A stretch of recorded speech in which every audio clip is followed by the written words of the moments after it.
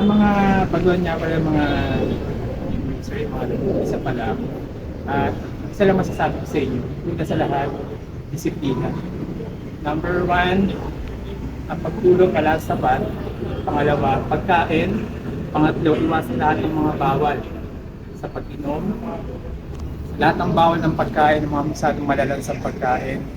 Bawasan ng konti yung maalat, matatamis, acid. Hindi naman pwedeng tanggalin lahat eh. Babawasan lang natin.